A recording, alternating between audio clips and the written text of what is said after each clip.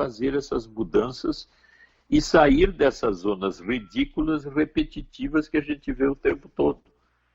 Mas, ao mesmo tempo, isso é muito forte e precisa ser refeito várias vezes, até que eu me sinto absolutamente capaz de entender que o outro é igual a mim e merece o mesmo respeito. E que todos nós somos humanos, independente de cor ou de status ou coisa parecida, né? Olha, o corpo do Gugu já chegou à Lespe para o velório. Um dos filhos está carregando o caixão, né? Vai ser uma cena assim, vai ter de tudo, né? É tão estranho isso, né? Como tu disse, né? O Gugu é uma figura pública, mas o tipo de morte que ele teve é chocante para todos, né? E, ao mesmo tempo, nessa linha mais filosófica em relação à morte, a morte do Gugu nos dá uma noção de que é o nosso fim a qualquer momento e a qualquer hora. Interessante isso. Eu me lembrei daquele país, como é o nome? É Butão. Tem um país que fica lá perto da Índia, Caxemira, ali, que chama-se Butão. E nesse Tu sabe, país, Beatriz, que para entrar no Butão tu tem que pagar quase $5.000? é verdade, Porque é um eles, país tão. é, Ele é tão maravilhoso e seletivo que ele seleciona até quem vai quem entra. entrar. E sabe que lá eles não têm assim PIB como nós temos. Eles têm lá um índice de felicidade. Exatamente, é isso aí. É, e interessante que na cultura do Butão, que tem muito a ver, obviamente, com a própria religião, que é budista, hinduísta, aquele, né, que é bem diferente da nossa, óbvio, as pessoas, elas são criadas com a cultura de se lembrar que vão morrer 5 vezes no dia. E essa lembrança, que é uma coisa obrigatória, ela se dá para as pessoas curtirem a vida, o aqui e o agora. Então, vai tomar um copo d'água, que maravilha, estou tomando água, né? Tá olhando uma coisa bonita, uma paisagem bonita, curtir aquilo como uma coisa que tu tá vivendo. Quer dizer, lembrar que vai morrer fortalece a experiência de estar vivo. Eu acho isso para nós aqui é algo inacreditável, né? Porque a impressão que a gente tem é que não vai morrer, né? Isso. Inclusive, eu me lembro de um antropólogo que chegou a falar assim, que o fato de eu estar aqui e tu estar aí, Beatriz, é uma possibilidade em 1 trilhão. Para que eu ganhe na Mega Sena, é 1 em 50 milhões de possibilidades. E para eu estar vivo aqui e tu estar vivo ali, nós vencemos 1 trilhão de possibilidades. Daí a importância que tem que se dar à vida que temos aqui agora, né? Incrível, né? É. Bom, mas deixa eu dar uma notícia ruim agora. O projeto que foi enviado pelo Bolsonaro, que vai acabar com a não cobrança de impostos do serviço, dos produtos básicos, arroz, feijão e tal, da cesta básica, que foi colocado em 2004 pelo governo do PT, ele isentou, né, a cesta básica do IPI, COFINS. Isso. Agora ele está apresentando um projeto para acabar com essa isenção. Vai subir o preço da cesta básica, diz assim a manchete: projeto enviado por Bolsonaro faz preço da cesta básica disparar em quase 60%. Olha só.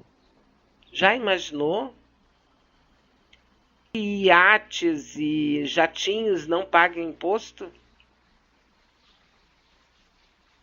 É interessante essas medidas dele, né? O que ele está pretendendo, né? Matar o pobre de fome, né, doutor É, Maia? Sabe, só pode puxa. ser. que é coisa, comida. uma isenção dos impostos da cesta básica, né? Uma coisa que seria básico, natural. Porque a cesta básica seria aquela base alimentar passível para quantas pessoas durante o mês?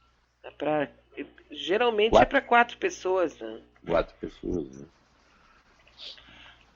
Eu, inclusive, ontem também postei no nosso Facebook, né, se alguém quiser passar adiante essa informação, né, o quanto o governo deixa de ganhar por não cobrar exatamente esses produtos que eu estou falando, né, que é tipo assim, jatinho, coisas de ricos, né, de bem ricos, que não são cobrados, não tem. Então eu postei lá no nosso Facebook o quanto isso pode significar. Dá mais ou menos, segundo cálculos aqui da matéria, que estava no R7, não é de um jornal de esquerda, eu gosto muito de dizer isso, né? Se cobrado, IPVA para helicópteros, barcos e jatos renderia 4,6 bilhões por ano para o governo. Mas eles vão cobrar do feijão e do arroz do pobre. Eu me lembrei de outra coisa, que ele não queria que destruíssem as máquinas de garimpo e madeireiras na Amazônia, né? Uhum. Quer dizer, isso é um estímulo a que se continue, né? Claro, 74% aumentou o desmatamento nas áreas de preservação na Amazônia. 74%. É algo assim que é um governo de destruição objetiva, né? O mercado em primeiro lugar, né? Sempre, permanentemente. Mas nós estávamos falando de preconceito. A Cacau Protásio, que é uma negra que participa de programas de humor da Globo, bem famosa, ela foi fazer umas cenas de um filme que ela está gravando num quartel dos bombeiros lá no Rio de Janeiro. E aí vazou umas falas entre os bombeiros que ficaram indignados com a presença da Cacau. Vamos ouvir só um pedacinho de um áudio, tá? Entre eles, os bombeiros conversando entre eles num áudio tipo assim, WhatsApp. Então, Monteiro, boa tarde, irmão. Tranquilo. Deixa eu te falar, meu parceiro, mas também, tendo um governador tal qual nós temos, um comédia, um cuzão do caralho, se ajoelhando pra Gabigol em pleno, porra, sei lá onde, campo de futebol, aí onde o filho da puta tava, se ajoelhando pro Gabigol, aos pés do Gabigol. Como é que pode isso, para um governador de estado se ajoelhando com um jogador de futebol? É uma comediagem só, meu irmão. Aí de comédia para viado é um pulo. Tá essa viadagem aí, meu parceiro. Entendeu? Vergonhoso, mano. Vergonhoso. Entendeu? Mete aquela gorda preta, filha da puta, numa farda de bombeiro, uma bucha de canhão daquela, um bando de bailarino viado. Entendeu, meu irmão? Quebrando até o chão. Aí o mundo pensar que aquilo é bombeiro, aquilo é tudo viado, parceiro. Entendeu, meu irmão? Lamentável. Um abraço, meu amigo. Fica com Deus aí. Olha o nível do preconceito das pessoas. Não, esse é machista de carteirinha, né? Machista total, assim, né? Daqueles assim, que barbaridade. Tudo fiado, tudo, quer dizer, um preconceito genérico aí, né? Tudo que ele não aceita tem que destruir, né? E ofendendo as pessoas, assim, é um ódio, né? É a mesma coisa com, por exemplo, que tem alguns machões que têm ódio de viado. Eu acho que é a louca que tem dentro deles, que fica super irritada, né? Aí tem que brigar. Porque não é possível. vai até o assassinato, né? Vai até o assassinato. Seguidamente a gente vê, né? Tem o Vários preconceito por com o dia. homossexual é nítido aí, né? No tempo Sim. todo. É Isso. até mais forte que o racismo, né? Aí as pessoas dizem, mas não tem que falar sobre isso. Tem que falar, tem que acusar, tem que deixar bem claro isso, que é para a gente, pessoalmente, começar a se observar e a observar as pessoas que estão no teu entorno, né? Porque essas pessoas são iguais a nós. Porque elas têm uma direção de cor, uma direção de sexo. Isso não é uma liberdade que todos nós devemos ter e, portanto, deve ser respeitada por todos. É um convívio. Por que eu não posso deixar a pessoa ser o que ela é e o que ela sente que é bom para ela? Ela está me prejudicando por ser assim? É um exagero, né? Sim. Mas por que essa pessoa tem que demonstrar e falar bem alto todo esse preconceito? Por que as pessoas, especialmente os homens, que se acham extremamente brancos, machões e tal, por que eles têm que fazer isso? É uma autoafirmação? O que é? Pois é, essa rigidez da formação, né? Se nós já falamos, por exemplo, uma menina de 12 anos, que na família se descobre que ela está transando com o filho do caseiro, o que é comentado? A culpada é a mãe, essa menina vai ser uma puta ou coisa parecida. Agora inverte. É um menino de 12 anos que descobriram que está transando com a filha do caseiro. O que acontece? Então, aí dá para ver como as formações preconceituosas arrancam desde cedo na nossa formação.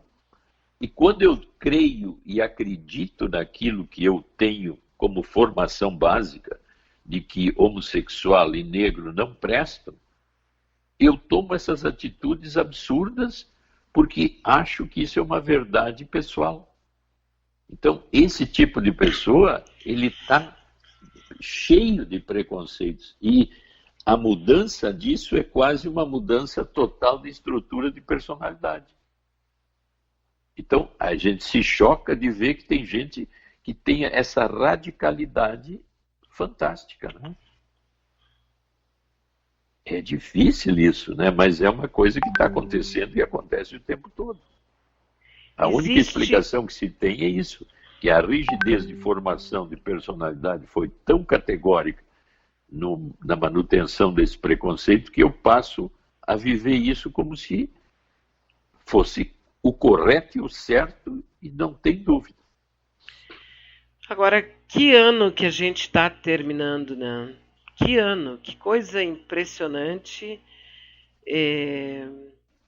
Nós temos tantas coisas para lastimar, por exemplo, o Itamaraty está pregando que a religião deve ser uma política de Estado.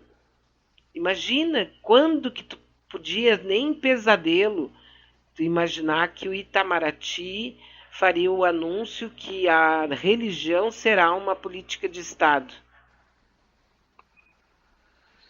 A religião parece que está entrando como...